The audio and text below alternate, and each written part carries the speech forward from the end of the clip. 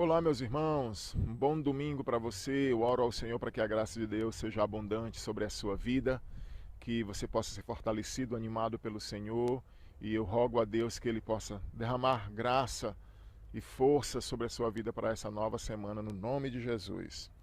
Hoje nós vamos então dar continuidade ao nosso estudo, Grande Tribulação. Hoje nós vamos ver o capítulo 15, que é um segundo interlúdio no livro de Apocalipse. Então nós temos aqui João, o anjo e o livrinho. Lembrando, nós já estudamos os selos, já estudamos o interlúdio, já estudamos o último selo, que são as trombetas, já estudamos aí 4 trombetas, já estudamos 2 ais e agora estamos então num outro interlúdio. Vamos fazer a leitura então aqui do nosso livro Apocalipse 10, verso 1 ao 11. Diz assim: Vi outro anjo forte descendo do céu, envolto em nuvem, com o arco-íris por cima de sua cabeça. O rosto era como o sol, as pernas como colunas de fogo. Tinha na mão um livrinho aberto, pôs o pé direito sobre o mar e o esquerdo sobre a terra, e bradou em grande voz, como ruge um leão, e quando bradou, desferiam os 7 trovões as suas próprias vozes. Logo que falaram os 7 trovões, eu ia escrever, mas ouvi uma voz do céu dizendo: guarda em segredo as coisas que os 7 trovões falaram, e não as escrevas. Então o anjo que vi em pé sobre o mar e sobre a terra levantou a mão direita para o céu e jurou por aquele que vive pelos séculos dos séculos, o mesmo que criou o céu, a terra, o mar e tudo que neles existe. Já não haverá demora, pois nos dias da voz do 7º anjo, quando ele estiver para tocar a trombeta, cumprir-se-á então o mistério de Deus, segundo ele anunciou aos seus servos os profetas. A voz que ouvi vinda do céu estava de novo falando comigo e dizendo: vai, toma o livro que se acha aberto na mão do anjo, em pé sobre o mar e sobre a terra. Fui, pois, ao anjo, dizendo-lhe que me desse o livrinho. Ele então me falou: toma-o, devora-o. Certamente ele será amargo ao teu estômago, mas a tua boca doce como mel. Tomei o livro da mão do anjo e o devorei. Na minha boca era doce como mel. Quando, porém, o comi, o meu estômago ficou amargo. Então me disseram: é necessário que ainda profetizes a respeito de muitos povos, nações, línguas e reis. Então, nós temos aqui a divisão, você tem aí no seu material a divisão. Um anjo forte desce com um pequeno rolo, do 1 ao 4. O anjo presta um juramento, 5 a 7. E João é comissionado a profetizar, versículos 8, 9, 10 e 11. Número 1 da nossa folha, o interlúdio, então. Nós temos aqui estudado esse esquema 3, 2, interlúdio e 1. Como é isso? Nós tivemos, por exemplo, corrija aí 4, 2. Você faz a correção aí no 4, 2, interlúdio e 1. Então, 4, você tem ali os 4 cavaleiros do Apocalipse, e você tem as 4 primeiras trombetas, não é? Que foi a relva, a natureza, as plantas, as águas dos mares, as águas dos rios, sol, lua e estrelas. Então você tem essa sequência de 4, você tem a sequência de mais 2, aí vieram os anjos debaixo do altar e também aquele cataclisma. E também nas trombetas a gente teve aí os 2 primeiros ais, né? Onde aqueles demônios são soltos e vão atormentar as pessoas por 5 meses, e depois aquela batalha de 20 milhões de soldados. E aí então no capítulo 7 temos o primeiro interlúdio dos selos, e aqui então nós temos o segundo interlúdio de Apocalipse relacionado às trombetas. Então estamos nesse segundo interlúdio, ok? O interlúdio do capítulo 7 terminou com o 7º selo, no capítulo 8, verso 1, e com um silêncio de meia hora. Esse anjo, no entanto, diz claramente que não haverá mais demora no 10:6. Então, aquele outro terminou com um silêncio, e esse aqui já termina com um bradar de um anjo.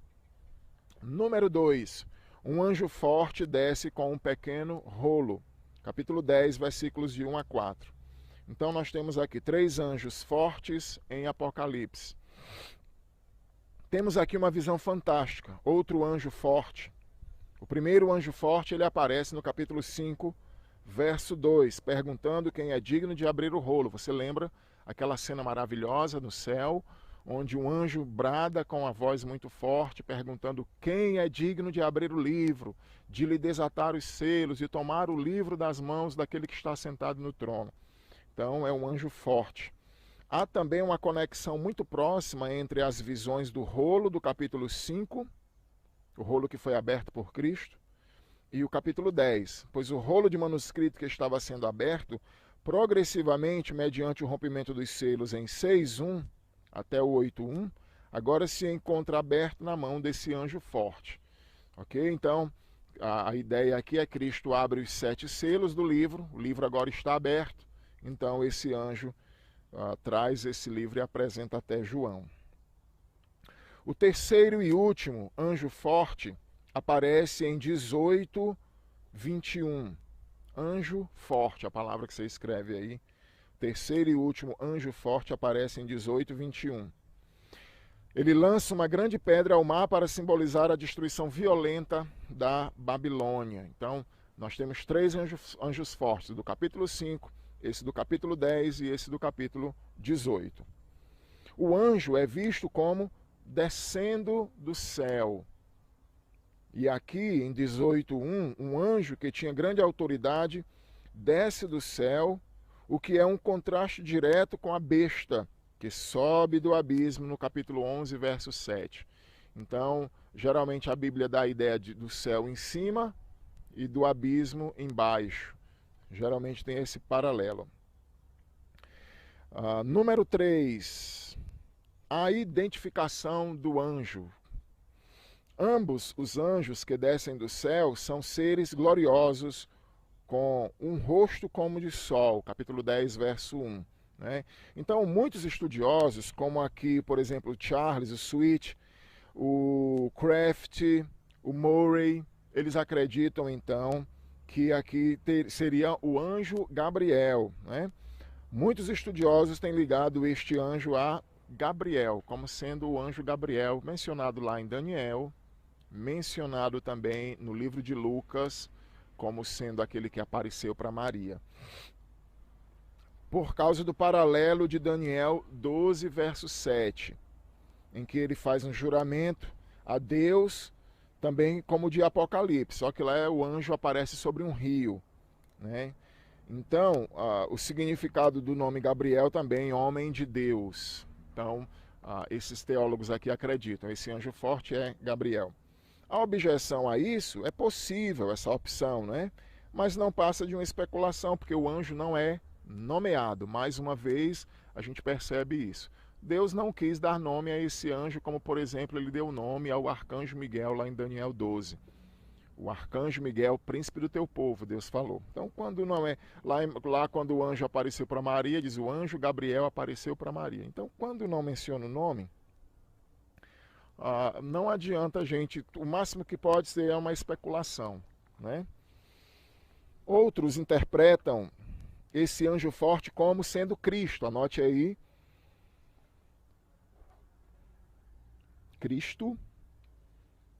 O Moffat, o Sayce, o Kraft, o Sweet e o Bale, eles acreditam que seriam Cristo por causa da semelhança entre a descrição daqui e a de Cristo em 1, verso 12 a 16, né? Quando Cristo aparece para João, ele tem os olhos como chama de fogo, o seu corpo todo brilhoso, então tem alguma semelhança com aquela. Então esses teólogos aqui acham que seria Cristo. O Gundry, ele chama isso de cristologia angelomórfica e defende que isso ocorria com frequência na igreja primitiva. Eu vou falar sobre isso. A objeção: este ser é chamado de outro anjo forte e é difícil entender com essa descrição poderia ser uma referência a Cristo, né? Então aqui essa questão do Cristo que aparece, ou uma cristologia angelomórfica, são aparições de Cristo na forma de anjo. Quando algumas vezes o Cristo no Antigo Testamento, muitas vezes ele é chamado de o anjo do Senhor.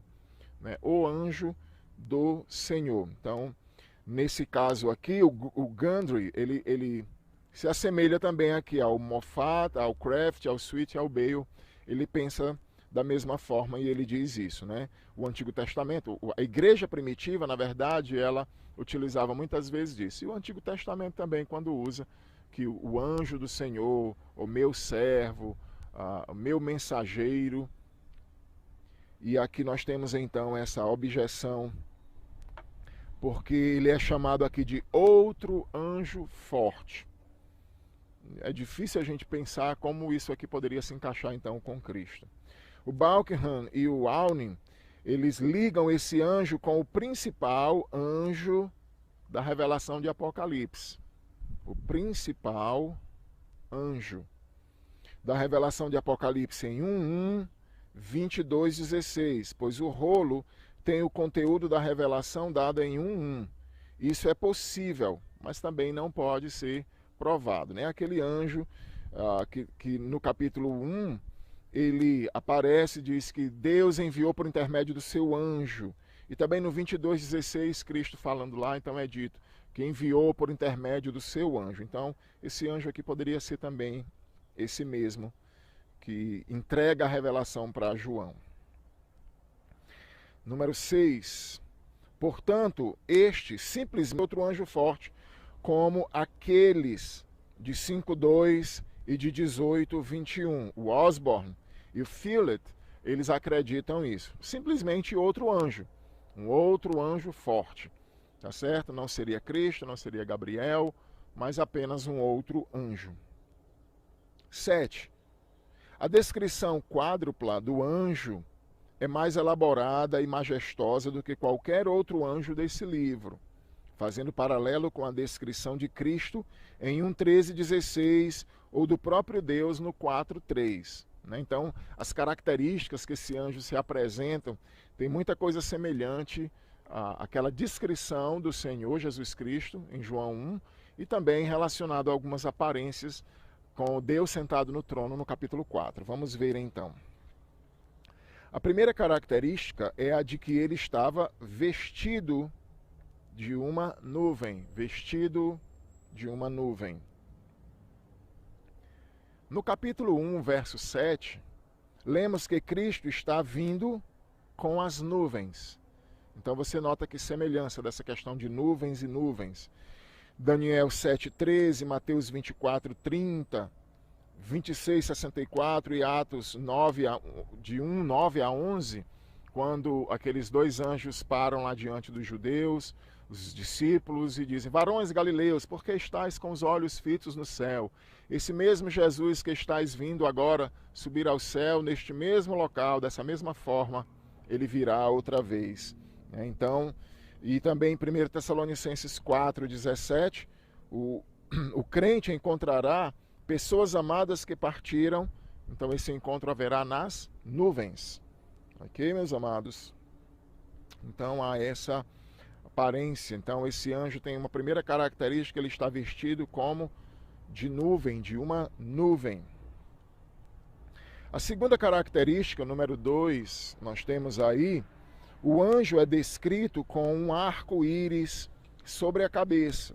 Arco-íris sobre a cabeça. É muito triste a gente olhar hoje e a gente perceber que o arco-íris, né, foi adotado aí pelo grupo LGBT, pelo grupo dos homossexuais, e eles pegaram esse símbolo tão bonito que é o pacto, que a gente chama pacto noético, e o pacto que Deus fez com Noé de que jamais iria destruir a raça humana por águas, jamais iria haver um dilúvio novamente.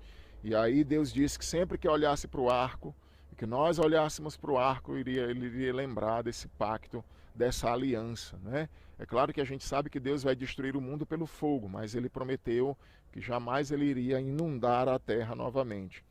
E aí aqui, em capítulo 4, a gente vê a descrição lá do arco-íris, né, naquela perspectiva ali do trono de Deus, do trono celestial, não é? Do tabernáculo celestial, tem ali um arco-íris ali. E aqui também, essa segunda característica, ele é descrito como tendo um arco-íris sobre a sua cabeça. Então, da mesma forma em que Deus, no 4:3, ele tem um arco-íris ao redor do trono, indicando sua misericórdia. Em Ezequiel 1:28 e Apocalipse 4:3, o arco está em volta de Deus, porém aqui ele se encontra sobre a cabeça do anjo, quase como sendo uma coroa. Portanto, a glória de Deus e sua misericórdia são representados aqui por esse anjo, por essa característica que é descrita. Então você vê nuvens, você vê arco-íris. Mas uma terceira característica que nós encontramos também aqui nesse material, nessa apresentação dada por João, é que o anjo tem um rosto como o sol. Então, fazendo aqui um paralelo com Cristo, cujo rosto brilhava como o sol em 1:16. E também o 17:2, em que o rosto brilhava como o sol na transfiguração. Lá em Mateus 17:2, vocês devem lembrar que a descrição que Mateus fez e que também Pedro e João, quando eles viram, Pedro, Tiago e João, eles viram lá no Monte da Transfiguração, né, a mudança ali de Cristo. A gente poderia também citar aqui o apóstolo Paulo. Ele disse que estava viajando para Damasco e era pleno meio-dia, quando o sol está na sua maior força, no seu maior vigor, e ele disse que viu uma luz tão intensa que a luz do sol parecia como se fosse nada diante daquele brilho e daquele fulgor, a ponto de Paulo ter ficado cego. Então, aqui também relata, né, essa identificação desse anjo com essas características semelhantes ao Filho e ao Pai. Né, o arco-íris, a nuvem, e aqui também brilha o rosto brilhante como o sol. Uma quarta característica é que as suas pernas são como colunas de fogo. E mais uma vez aqui, apontando novamente lá para o capítulo 1, verso 15, onde diz que seus pés eram parecidos com um metal brilhante, refinado como uma fornalha. Então essas figuras são estranhas para nós, mas elas eram bem comuns para as pessoas daquela época, né? Eles estavam acostumados com fornalha, né, as pedras preciosas que são colocadas. Aquele povo vivenciava aquilo, ia no mercado e via essas pedras, esmeralda, o berilo, o topázio. Então, para nós, às vezes, é estranho, né? O pano de fundo principal está nas peregrinações do deserto, quando Deus enviou uma coluna de fogo para guiar os israelitas durante a noite e uma nuvem para guiá-los de dia, em Êxodo 13:21. Isso não somente orientou, como também protegeu e livrou o povo de Deus em Êxodo 14:24. Então, essa ideia que suas pernas eram como colunas de fogo. Então, essa questão da coluna, da proteção de Deus, quando ele então guiou, e é bem conhecido de todos, quando Deus guiou então o seu povo pelo deserto. Vamos falar então, a gente já falou sobre o anjo, vamos falar sobre o rolo agora. Né? Há uma ampla discussão se é o mesmo rolo que o grande rolo do manuscrito do capítulo 5. Então, será que esse rolo é aquele que Jesus tinha, o livro coberto ou fechado com 7 selos, e depois que Cristo abre cada um dos 7 selos, abre esse rolo, entrega esse rolo para o outro anjo? Será que é esse rolo? Ou será que não tem nada a ver com esse rolo, esse livro? Né? Então a gente vai discutir um pouquinho agora aqui. Letra B, o termo para rolo de manuscrito, em capítulo 5, verso 1, é o termo biblon, certo? E o vocábulo que é utilizado aqui é biblaridon, ou blibaridion, que é um pequeno rolo de manuscrito. Na verdade, aqui seria um diminutivo, que seria no português livros e livrinho. Né? O nosso termo Bíblia vem daqui desse termo, biblos, que significa livros, uma coletânea de livros. Bíblia significa isso, uma coletânea de livros. Então, são vários livros colocados dentro de um livro só. Então, esse pequeno manuscrito aqui, pequeno livro, livreto. O Charles, o Loy Mayer, o Kindle, o Roloff, o Monse, eles acreditam, então, que esses 2 livros são diferentes. Não tem nada a ver o livro que Cristo pegou das mãos do Pai e abriu os selos, com esse outro livro que é apresentado agora a João. O primeiro rolo ficava na mão de Deus. Você pode colocar aí, mão de Deus. Ele estava fechado, selado com 7 selos, ao passo que este está aberto na mão direita do anjo. É bem fraco esse argumento, né? Dizer, não é o mesmo livro porque o primeiro estava na mão de Deus, estava fechado. Esse segundo livro está aberto, está na mão do anjo. Claro, não teria problema nenhum ser o mesmo livro. Cristo abre, pegou da mão do Pai, abriu os selos, abriu o livro, os fatos foram se desenrolando e ele então entrega na mão daquele anjo. Tá certo? Número 2, o conteúdo do primeiro rolo é entendido como as visões de 6:1 até o 8:5. Ou seja, tudo que está contido no livro dos selos é aquilo que aconteceu, cada selo que foi aberto, vindo pelo interlúdio, né, terminando até as trombetas, porque você lembra que até o 8:1 ali, até o início das trombetas, o 8:1 é onde se inicia então as trombetas, certo? Então, aquele livro dos selos, ele tem 6 selos, vem o interlúdio do capítulo 7, e aí então o último selo é aberto. Capítulo 8, verso 1, então já são as trombetas. Tá bom? O Basil, ou Murray, o Sweet, o Boring, o Buckingham, esses estudiosos defendem que os rolos do capítulo 5 e 10, eles são idênticos. São como idênticos. Ok? Coloque aí a palavra. E a ideia aqui, o argumento é restringir o rolo do capítulo 5. É cometer uma injustiça para com o seu conteúdo. Então, você pegar tudo aquilo que estava escrito nesse livro e restringir esse livro só para o capítulo 5, ele acha que seria algo não justo, né, com a importância do livro. Segundo, conforme argumentado em 5:1 e 2, o primeiro rolo contém o plano divino para o final desta era, não somente para os selos e o anjo com o incensário. Então, é todo o plano de Deus para o final da humanidade. Então, ficava muito difícil restringir esse livro somente para os selos. Então, se tem toda a história, talvez esse livro tenha muito mais coisas do que simplesmente apenas os 6 ou 7 selos. Ademais, já é diminutivo em forma, ainda que não em função. João chama esse pequeno rolo de livro em 10:8. Então, alguns dizem assim, não pode ser o mesmo, porque lá é chamado de livro, biblion, ou biblarion. Então, um é livro, o outro é livrinho. Mas também chama depois João, lá na frente, no 10:8, João vai chamar o livrinho de livro também, biblion. Não é? Então, isso não seria argumentação para dizer que não seria a mesma coisa. Então, na verdade, os teólogos aqui estão dizendo é a mesma coisa. O diminutivo não tem diferença em função. Porque eu digo que aqui é um livro e aqui é um livrinho, eu posso chamar esse livrinho carinhosamente. Né? E também no grego, aqui, esse diminutivo ele não tem tanto efeito para dizer que é um pequeno, uma coisinha pequena e que tem essa diferença toda, não. Portanto, o rolo de manuscrito, número 4, estava selado na mão direita de Deus no capítulo 5, selado, a palavra aí, selado, foi aberto gradativamente, à medida que o cordeiro rompia os selos.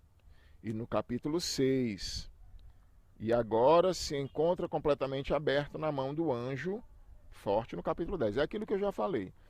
Não teria problema nenhum, Deus estava com o livro sobre seu colo, Cristo vem, pega o livro, tira os selos, abre o livro, entrega para o anjo, e agora o anjo aparece para João. Então, com esse livro não teria nenhuma dificuldade relacionada a isso. Esse manuscrito também fala do plano divino para o final da era. E agora João recebe a revelação como esse plano desenvolverá com os santos que ainda estão na terra. Ok? Número 6. Os capítulos 6 e de 8 a 9 descrevem a relevância desses juízos para as nações do mundo. E os dois interlúdios, 7, 1 a 17, 10, do 1 até o 11, 13, falam da sua relevância para os santos. Então, a ideia aqui é que esse livro é exatamente aquele livro que Jesus abre e tira os selos, e esses dois interlúdios eles se encaixam exatamente com isso. Número 5. Clamou em alta voz. Esse grande grito ocorre com referência no livro de Apocalipse. É muito interessante quando a gente lê o livro de Apocalipse, a gente começa a ver essas analogias que são feitas, né?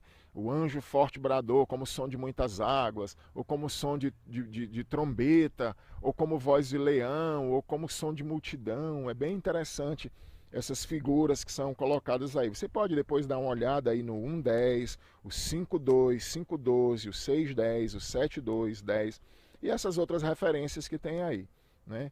Para proclamações importantes.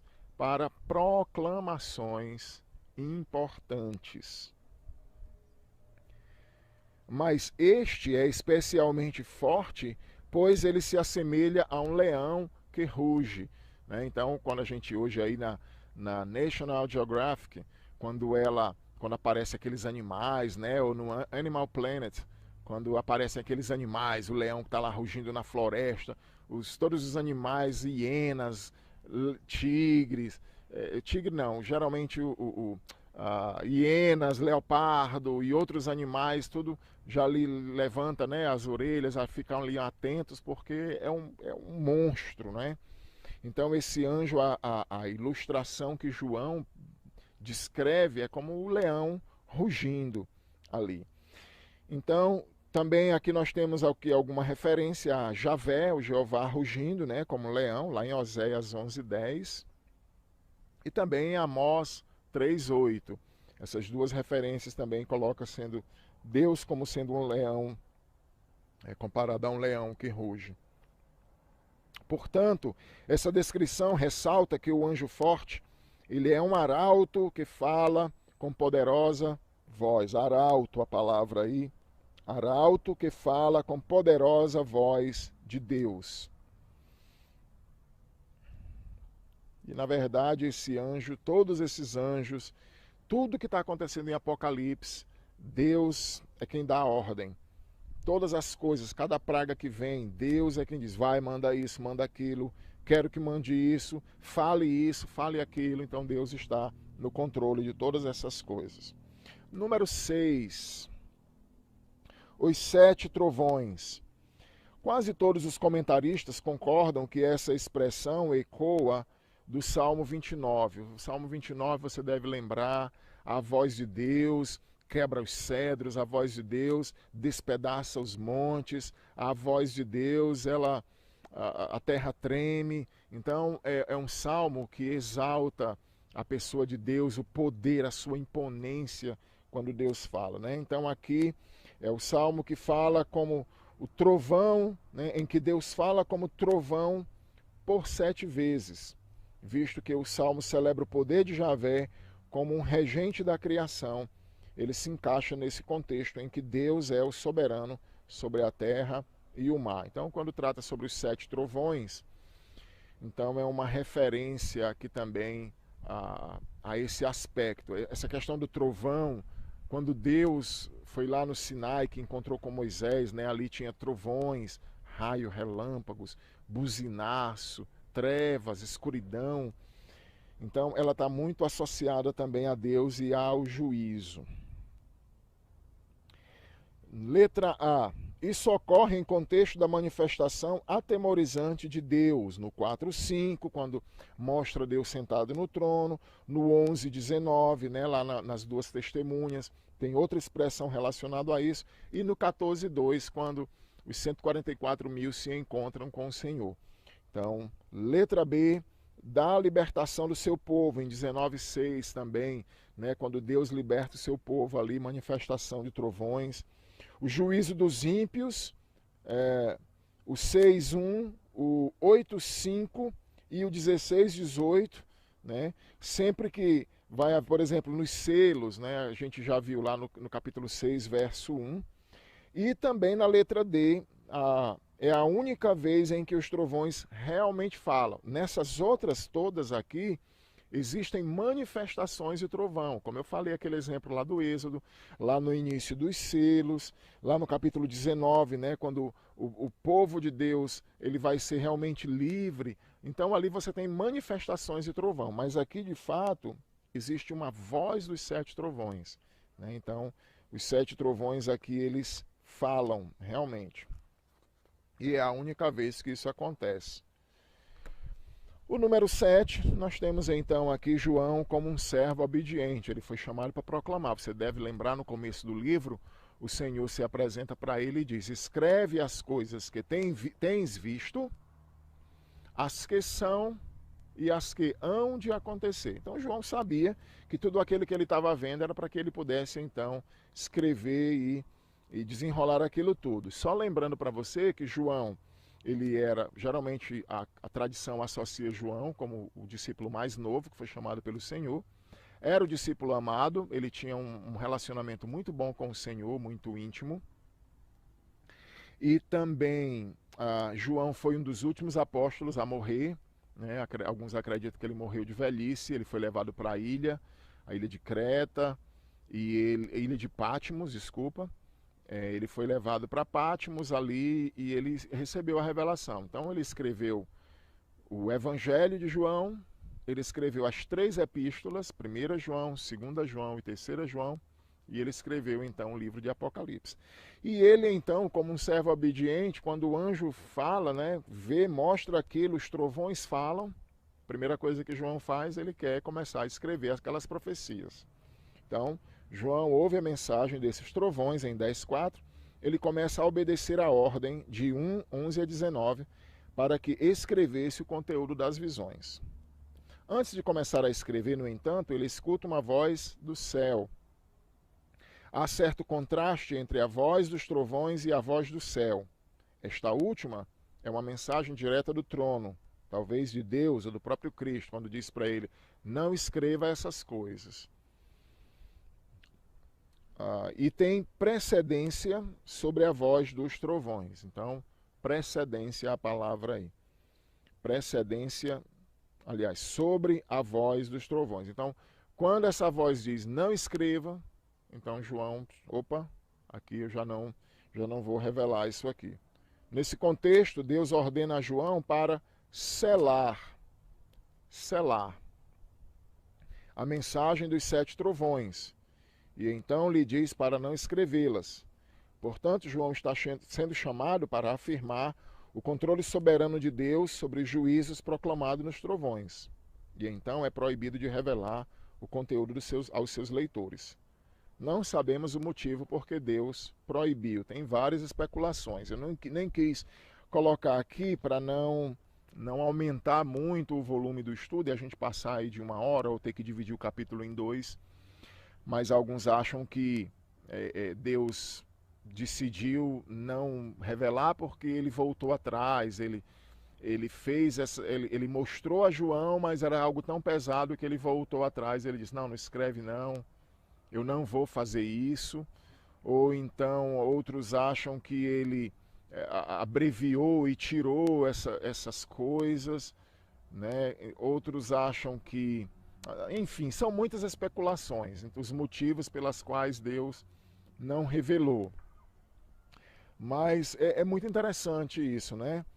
Às vezes alguém diz assim: eita, eu tenho uma coisa para te dizer, mas não vou dizer agora não. Aí diz: rapaz, pô, então devia não ter nem começado, né?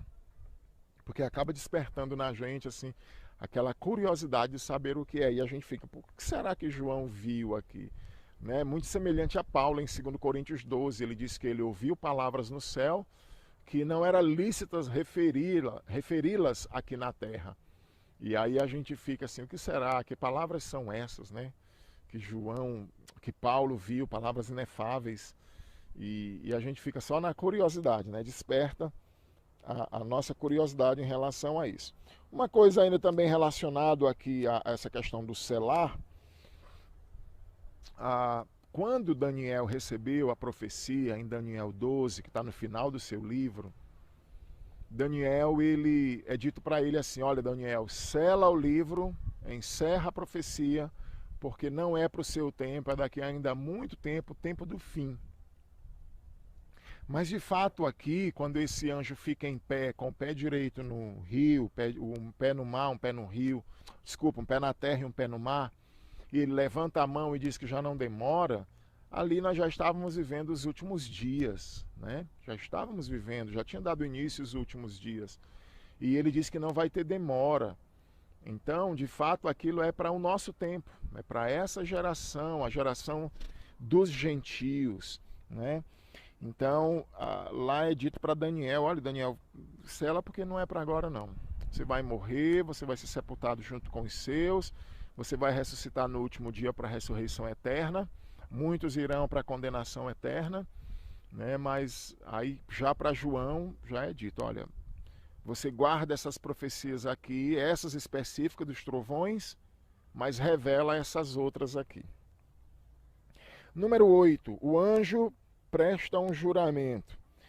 O versículo é uma alusão a Daniel 12:7, aquilo que eu já expliquei, né? Em que um homem vestido de linho está em pé em cima das águas do rio, quando levantou o céu a mão direita e a mão esquerda e jurou por aquele que vive eternamente, que isso seria para um tempo, tempos e metade de um tempo, ou seja, 3 anos e meio, como a gente já estudou na introdução dessas lições, 70 semanas de Daniel, em referência também a 12:14 de Apocalipse. Quando o poder do povo santo tiver sido destruído, todas essas coisas então se cumprirão. Então era comum o ato de levantar a mão direita,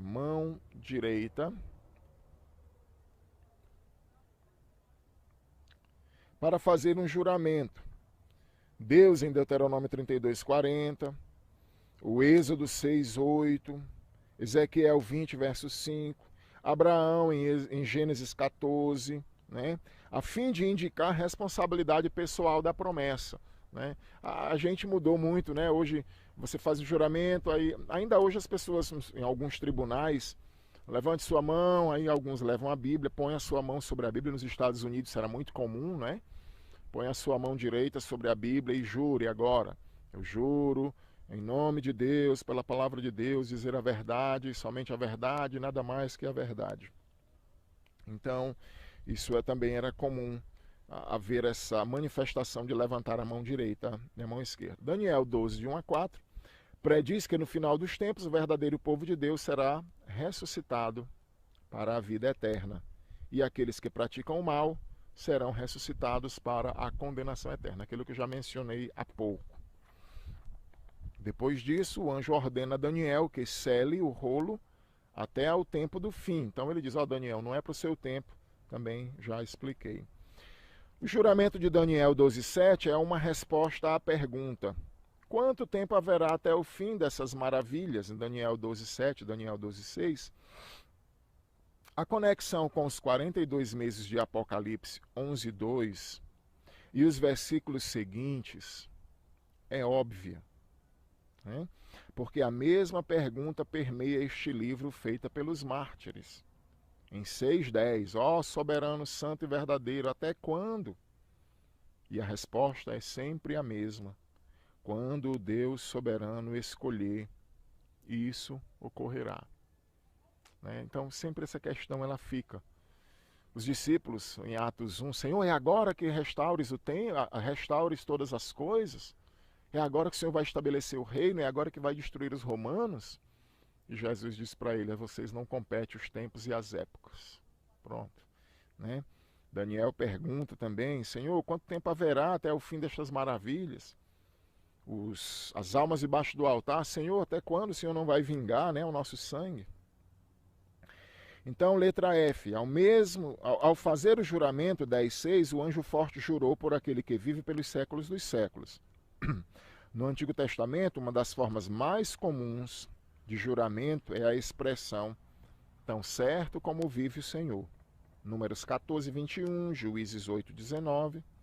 Ao pronunciarem essa expressão, os que fazem o juramento colocam-se debaixo do poder e do juízo de Javé, que foi invocado e reconhecido como testemunha da validade de tal promessa. Então é como se eu dissesse assim, olha, eu juro pelo nome do Senhor. Então quando eu juro pelo nome do Senhor, eu coloco Deus ali naquele juramento. Então eu me interponho ali, né, me submeto, na verdade, a esse juramento, dizendo para Deus, Deus, se eu estiver mentindo, o Senhor pode agir comigo. Né? Seria essa a ideia. A ênfase aqui está na certeza do cumprimento do mistério. Em outras palavras, o cumprimento do mistério é a conclusão do plano de Deus que foi iniciado antes da fundação do mundo,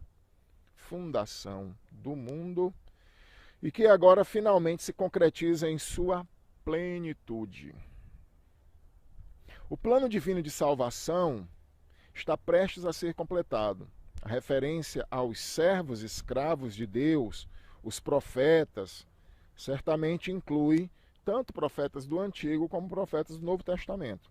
Os profetas do Antigo receberam a mensagem de Deus sobre a aparição final do reino de Deus, mas eles não compreenderam, né? Pedro vai dizer isso, 1 Pedro 1, 10 a 12. Eles sabiam que ia acontecer, mas eles não sabiam quando, como iria acontecer. E os profetas do Novo Testamento receberam a revelação final desse mistério e aguardaram a sua consumação. Número 9. João é comissionado então a profetizar. João come o rolo. E o que é que significa comer o rolo? Significa que a revelação foi transmitida a ele. Transmitida. Coma esse rolo. Então significa que a revelação foi transmitida, entregue a ele. Né? Também como Ezequiel. Indica o seu próprio comissionamento para profeta, essa chamada dele para ser profeta. A sensação será amargo ou amarga, porque envolve muito sofrimento. Então a ideia do absinto, né? A ideia de que vai ser amargo lá no estômago, porque envolve sofrimento. No começo, a voz do céu diz para João guardar a mensagem dos 7 trovões.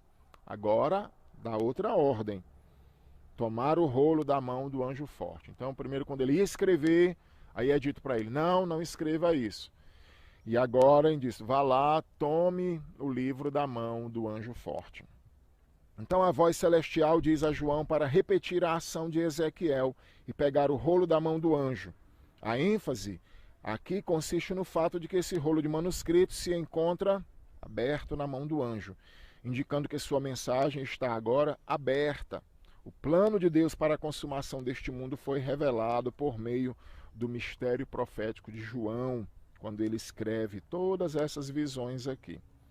Então nós somos informados então pela terceira vez em 10:2, 10:5 e 10:8 de que o anjo está em pé sobre o mar e a terra, ainda que alguns tenham dito que isto não é nada mais do que uma repetição, né? Retórica, uma repetição retórica, onde fica simplesmente só mostrando a ideia de ênfase, mas isso aqui é bem improvável, né? Na ideia, tanto o 10:2 quanto o 10:5, o anjo está em pé sobre o mar e a terra, simbolizando o domínio de Deus sobre este mundo. Domínio de Deus sobre este mundo. E esse aspecto continua também aqui. Ok? Então não é uma simples repetição. Isso aqui, na verdade, enfatiza. É bem enfático o fato de que ele está sobre... Aqui envolve um controle total de Deus sobre todas as coisas. Mar e terra, poderíamos resumir o que constitui o nosso planeta aqui, né? O mar, 2/3 da terra é mar, é água, e 1/3 terra. Então a ideia do domínio total sobre o controle total de Deus. Letra G.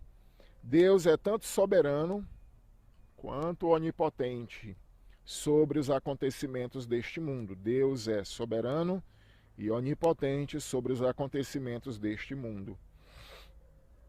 A resposta obediente de João 10, 9 é imediata. Apocalipse 10, 9. Ele vai até o anjo, pega o pequeno rolo, né? Ele, mais uma vez, obediente. A ideia de comer a palavra de Deus ocorre com frequência no Antigo Testamento. Então, por exemplo, Salmos 119, 103, como as tuas palavras são mais doces do que o paladar, ao meu paladar, mais doce do que o mel em minha boca. Salmo 19, 10, a lei do Senhor é perfeita, e ele vai tratar sobre isso. Provérbios 24, 13, Jeremias 15, 16, quando as tuas palavras foram encontradas, eu as comi. Então, letra J, portanto, comer o rolo significa levar a sério essa mensagem, internalizar a profecia, pô-la em prática na vida, obediência, né? Seria aqui a obediência.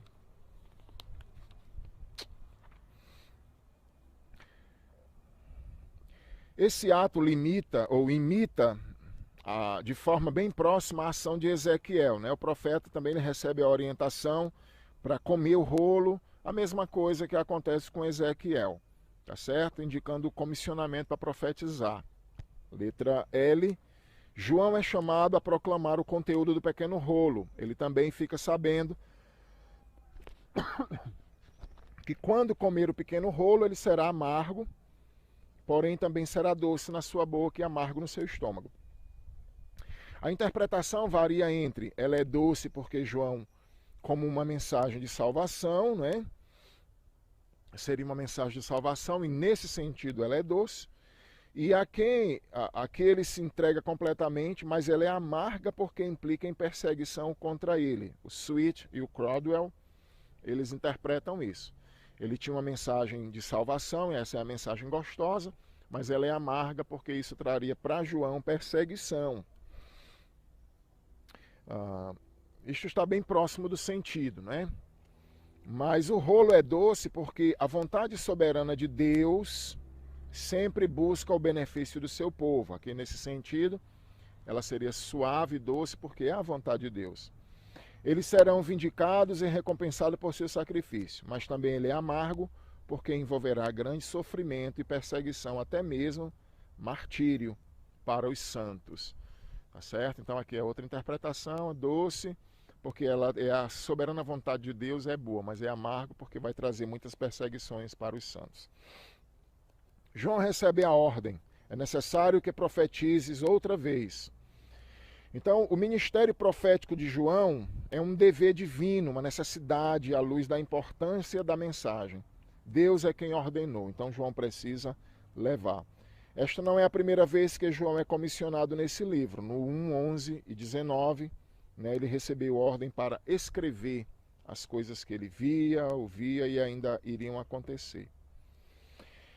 Letra D. No 4.1, João foi chamado para o céu para que lhe fosse mostrada coisas que devem acontecer depois destas. Então, aqui também no capítulo 4, verso 1.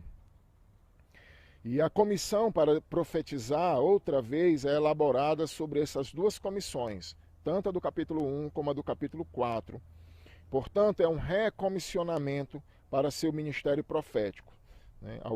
Algo semelhante aos chamados repetidos de Paulo para realizar sua missão aos gentios. Lá em Atos 9, Deus chama Paulo, em Atos 22, outra vez, e em Atos 26, outra vez. Olha, não tenha medo, você ainda vai profetizar para muita gente. E o Senhor vai sempre recomissionando Paulo, e a mesma coisa ele faz aqui com João. Capítulo 1, capítulo 4 e capítulo 10. A preposição utilizada é de difícil interpretação, pois se ela for traduzida por acerca de, seria uma mensagem positiva dirigida aos santos, em sua missão às nações. Se for traduzida por contra, essa preposição que é colocada lá, indica uma proclamação negativa de juízo contra as nações. Então, a ideia de essa mensagem ela é boa ou é ruim? Ela é para os santos ou é para os ímpios? Então, ela é ambígua, é difícil de interpretar, né? Porque Se essa preposição ela tem o sentido de acerca de, então a mensagem ela é positiva e ela é dirigida para os santos. Mas se ela tem o sentido de contra, então ela é uma mensagem ruim, ela é dirigida a juízo contra as nações. O ministério de juízo é realizado pelas duas testemunhas, do 11, 3 a 6. Então, favorece essa interpretação de que a mensagem, de fato, ela é contra os ímpios e ela é dirigida às nações. Ok? Até porque o capítulo 11, do 3 ao 6, é essa mensagem, as testemunhas vão profetizar para os gentios, para os ímpios. Quando os povos, tribos, línguas e nações, esta é a terceira das 7 passagens em que a lista ocorre, certo? Então, você tem aqui essa passagem, 5, 9, 7, 9, 11, 9, 13, 7, 17, 15, 14, 6. Então, aqui são passagens no livro de Apocalipse que se referem a povos, tribos, línguas e nações. Nas duas primeiras ocorrências, os 5, 9 e o 7, 9, a lista faz referência aos santos. Ok? De agora em diante, a lista faz referência às nações em rebeldia contra o povo de Deus. 11, 9, 13, 7, 17, 15. E que mesmo assim são vistas como um objeto de sua missão redentora. Mesmo sendo de mensagem de juízo, mas é para que eles se arrependam. E o 14, como no 14, 6. E o 11, de 1 a 13, como também o capítulo 12 e 18, combinam proclamações negativas de juízo e chamado positivo ao arrependimento. Então a ideia é, Deus manda o juízo, manda o alerta, mas o sentido de tudo isso é para que as pessoas então possam se arrepender. E é essa a mensagem que João traz, uma mensagem de juízo, uma mensagem para as nações ímpias, para que elas então se arrependam. E daqui a pouco vai chegar aí o terceiro ai e também o maior nível de juízo que Deus vai trazer sobre este mundo, chamado então as taças. O mundo nunca viu a nada antes nem depois. Então, para a gente concluir, nós temos aqui 2 temas de tremendas implicações nesse capítulo. A soberania absoluta de Deus é mais uma vez o tema principal, especialmente em 10, do 1 ao 7. E os santos devem estar também cientes da seriedade desse assunto. Deus é de fato soberano sobre o mundo criado, e o anjo forte demonstra seu domínio ao colocar seus pés sobre o mar, sobre a terra, como representante de Deus e representante então do seu Cristo. Por meio da interação com Daniel 12, 4 a 9, em Apocalipse 10, 5 a 7, o leitor torna-se consciente da revelação progressiva pela qual Deus deu conhecer o seu plano para o final dos tempos. Então é muito interessante. Deus dá uma revelação para Daniel, diz o que vai acontecer lá no final, mas diz, sela. A ideia era, Daniel deveria pegar a profecia dele, enrola, sela, não é para você, não é para o seu tempo agora. Aí depois Deus vem revelando, e aí então ele diz, olha, agora vai ser... Aí o mesmo anjo, um anjo vem quase da mesma forma, né? E ele então revela e diz, olha, agora é sem demora. E aí então toda essa revelação que Deus foi dando no transcorrer da história agora vai se cumprir. Nem Ezequiel nem Daniel compreenderam as implicações. Pedro vai dizer isso, 1 Pedro 1,10. Mas agora, por meio de João, Deus revela que o fim e a vinda do Senhor estão próximos. Eles inquiriram acerca de como seria, então, né? Como seriam as coisas que iriam acontecer. Eles sabiam que o Messias viria, mas eles não sabiam de que forma isso iria acontecer. Então, os eventos que levarão a história humana ao fim, agora estão claros para aqueles que têm ouvidos para ouvir. Né? Não estão tão claros assim, mas é claro que as coisas, quanto mais próximas forem ficando, mais compreensível elas se tornarão. E por último, quando ele jura que não haverá mais demora, o leitor é surpreendido pela subtaneidade e pelo poder da afirmação, o momento pela qual toda a Bíblia tem apontado, o evento pela qual o povo de Deus vem esperando por milênios, chegou. Aí você pode dizer assim, mas tanta gente já morreu, tantas gerações já passaram e não chegou ainda. Lembra de uma coisa, quem já morreu já está com Cristo. Quem já morreu sem Cristo já está no inferno, já está vivenciando aí um período bem difícil e atormentador. Então, já vivenciaram. Veio sem demora para eles. E para a gente também vai ser a mesma coisa. Daqui a pouco a gente parte, ou Cristo volta.